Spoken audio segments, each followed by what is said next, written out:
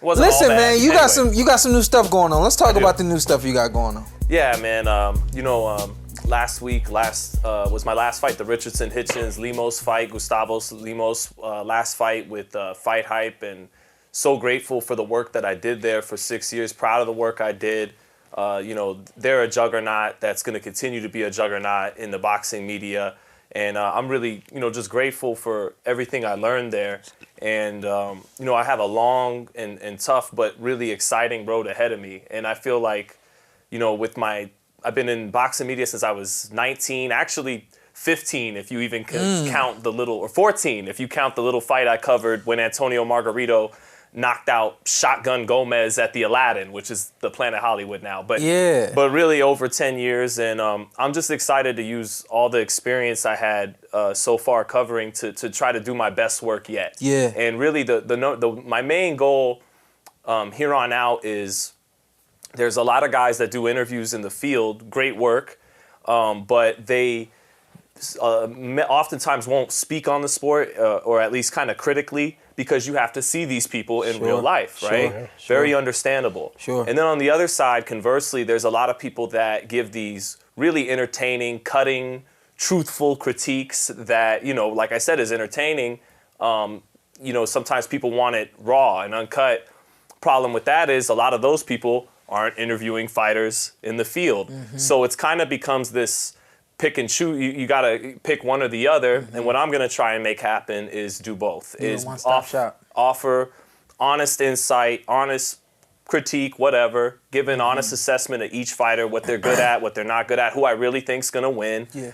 But do it in a way that basically I'm not going to say anything I wouldn't be comfortable saying if they were here. Yeah. So I'm going to try and walk this line of being objective and truthful, but respectful enough to where I can still interview these men and women to their face. And maybe they don't like what I said, but they don't feel disrespected by what I said. I feel like I'm in the boat that you're speaking on right now, and I know we'll get to it, but a couple more things on you. What's the name of the platform that you're working with now? I thought really hard and long and came up with a very original name. I called it Shawn Zittel. Shawn Zittel what? Just that's it, baby. No, not Shawn Zittel boxing? I mean, no. Everything is something boxing. So I feel like, Joe Rogan, Pat McAfee, and they're you on that level. Okay. I'm not. Okay. If I could be 1/10 of that level, I'll be happy. But I feel like, I don't really have a mind for marketing and branding like that. And so no bells and whistles, it's me. And or as Demetrius Andre would say, it's me again. You know me, I'm always good for some motivation. So the thing I'm going to tell you is take a page from my book. I didn't start this thing by myself and then go. I started this thing with everybody I felt was necessary to make it go. You know what I mean? Hafey. So come on, get your team and get it cracking, because it reminds me of when I started inside PBC Boxing. I looked in the mirror and I had a conversation with myself. I said, whatever you present people with, this is what they're going to expect moving forward. So be yourself and have fun. You know what I mean? So whatever you present these people with, start that right here and continue to keep going up. You know what I mean? Mm-hmm. Actually, one guy I want to mention too, because those guys I mentioned who are just known on a name basis, that's a bit lofty. One guy I was inspired by in the NFL covers the 49ers. You guys know I love the 49ers. I got to cover the Raiders this season and then saw the Niners lose in person in the Super Bowl. Right. But one guy that covers them is a guy by the name of Grant Cohn. And I'm not as tough on the mic as he is. I'm a little nicer. Yeah. But he tells it like it is, and he's right there in the player's face every week in practice. He wraps up the game. Then he records right there at the game. You can see the Niners in the background, and he tells it like it is.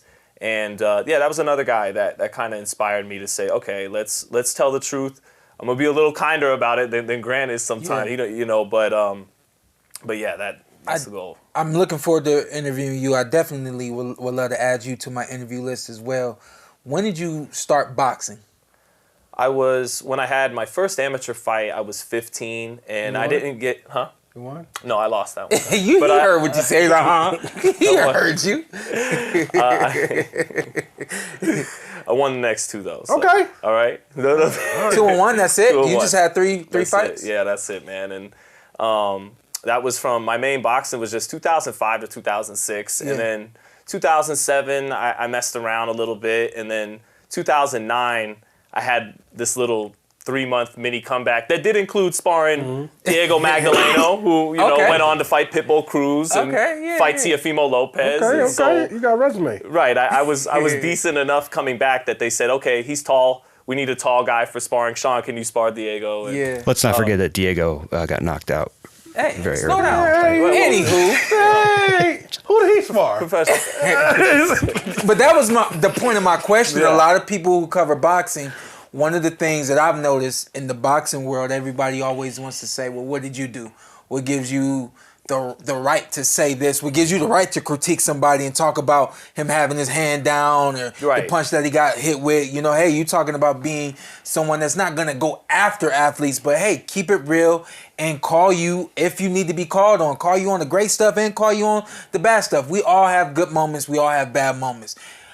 Our goal as fighters, as athletes, is to have so many great moments that you forget about the bad ones. You know what I mean? But at the same time, when you are putting yourself in that position, I want everybody to know, like, when you go to Shawn Zittel's platform, you're going to get the best, the rawest, the education, but it also comes from somebody who has experience in the gym, in the ring, sweating, getting hot, fighting, sparring with real professionals, and the list goes on. Not somebody who's just a fan of it and decided to start a channel. You know what I mean? So. Well, it's the two are correlated. Like a great critic, people, when they hear critic, they immediately think criticism.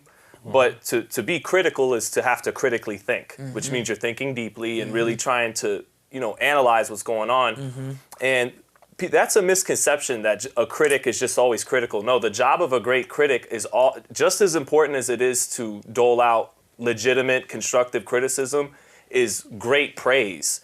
So it's correlated. Like if you're not honest sometimes in your critique, your praise isn't going to be able to be as authentic and as beautiful either. Right. You know what I mean? Right, and just to touch again on the boxing background a little bit, I was trained by Augie Sanchez in my amateur fights. Augie fought Floyd Mayweather 4 times. He was brought up by his dad and Pat Barry. And Pat Barry was like 12-5, the guy who owns Barry's Box. You know him. Yeah, sure. He was kind of a Custy Amato from New York, disciple. right? Yeah, from New York. Yeah. And he was really good friends with the Quarry brothers. Okay.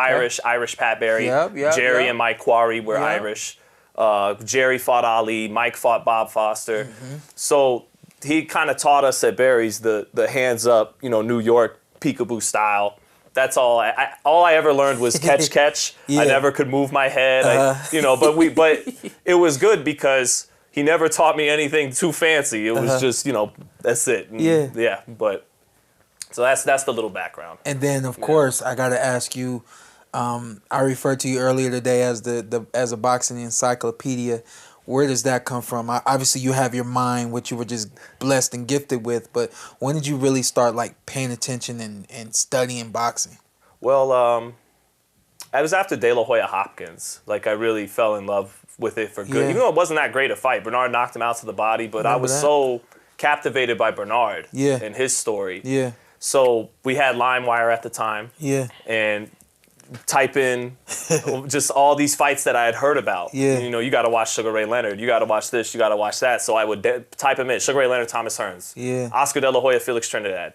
Muhammad Ali, Joe Frazier. Download all of them. Watch all of them. My friends would be, oh my God, this fight is so amazing. Morales Barrera, we were like, when we watched Morales Barrera, we're like, damn, we didn't know boxing could be this good. Yeah. Could be this exciting. Yeah. And so then what happened was I didn't want to keep watching them in LimeWire quality. Yeah. So Ray Torres, who was the great interpreter for HBO boxing, he was the best. Okay. Ray Torres, fans will remember him. Yeah. I'm ringside at Calvin Brock was fighting at Caesars in 2006. They set up a little arena outside Caesars. I remember talking to Max Kellerman that day. He was very nice to me. Yeah, good.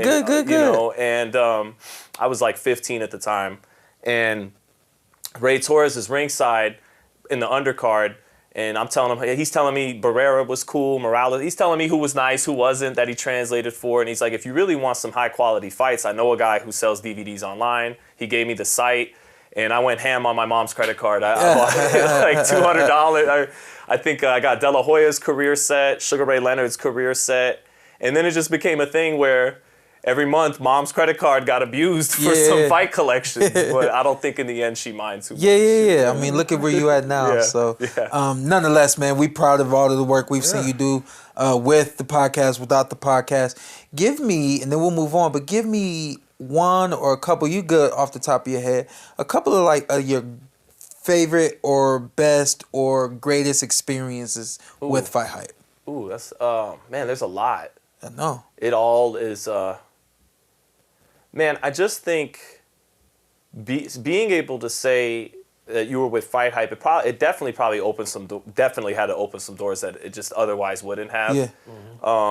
And I think, you know, a lot of great interviews. I think it was the off the camera stuff. Getting to see like a young Devin Haney in the gym, Teofimo Lopez in the gym. This whole era of guys that are becoming stars right now. I got to see them as teenagers and as young men. Yeah. You know, with the cameras off and really work their craft. Yeah.